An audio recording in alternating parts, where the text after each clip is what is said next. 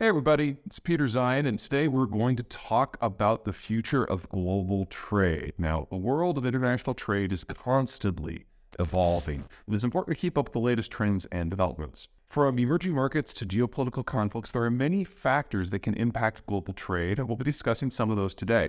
So grab a cup of coffee, sit back, and let's dive into this exciting and ever-changing topic. The world's changing fast, and technology is a big reason why. Now, you've probably heard about automation and AI, and they're really shaking things up in the business world. I mean, who knew robots would be better at packing boxes than humans? Now, we just need to make sure they don't unionize. One thing we're seeing is that emerging markets like China and India are becoming major players in global trade. They've got big populations and a growing middle class, which means they're buying more stuff, and that's great news for businesses that want to sell to them. So if you've got a product that's hot in India, get ready to see those profits skyrocket. Just make sure you have a good recipe for curry because you might need to impress some clients. But there are some challenges too. The United States, for example, has become more productive of its industries, which has led to trade tensions with other countries, and Brexit has made things a little bit more complicated between the UK and Europe. I mean, who doesn't love a good geopolitical drama, right?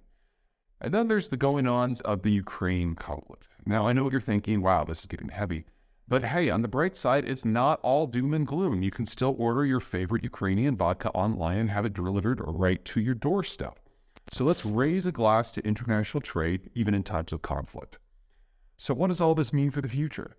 Well, it's hard to say for sure, but one thing's for sure, we are in for a wild ride. And as a geopolitical strategist, I'll be keeping a close eye on things, and I'll share my insights with you as we navigate this ever-changing world. Thanks for tuning in, and remember, laughter is the best medicine, even when talking about serious topics.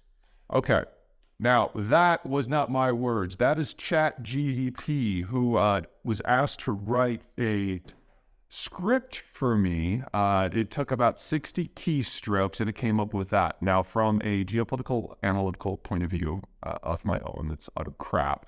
It's at best freshman. Not even sophomoric. But remember that ChatGPT is barely into beta testing right now. And the fact that it was able to analyze what I've written and said in the past and pick up on my cadence and insert the odd joke, even if they were just horrible jokes, is an indication of what's coming down the pipe. And for folks that don't require my depth of knowledge in order to tease out things like the caveats and long-term forecasts, you got to admit that just kind of splatting that on the wall like spaghetti for a first try was disturbingly good. Now, this isn't going to disrupt every industry, but now that the context and the grammar and the sentence structure is something that AI can do, we're going to be seeing this get more and more mature as it builds in more information. Now, from my point of view, as somebody who's authored a few books, copy editors are in trouble.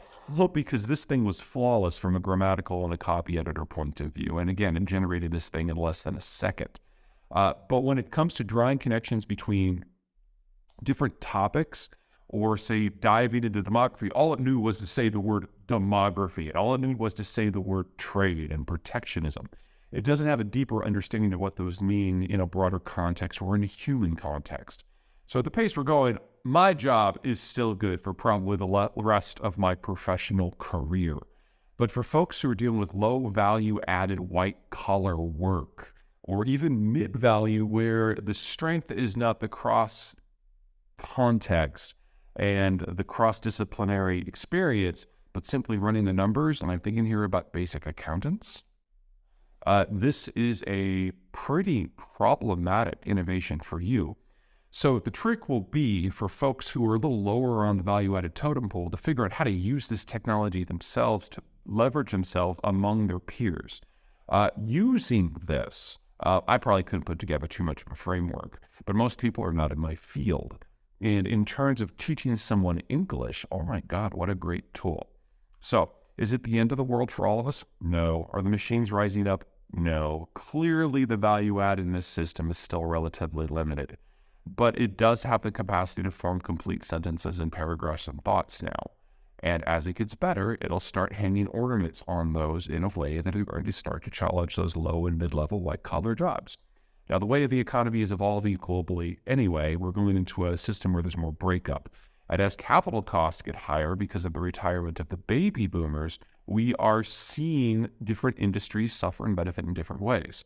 So for the tech industry, for example, having really, really cheap capital, a lot of people in their 20s and 30s is the lifeblood, and that's not the world we're in. And so we've seen significant layoffs as they can't maintain their output without inputs that are of lower cost. But as the world globalizes, manufacturing is moving around, and countries like the United States that still want stuff are going to have to build it themselves.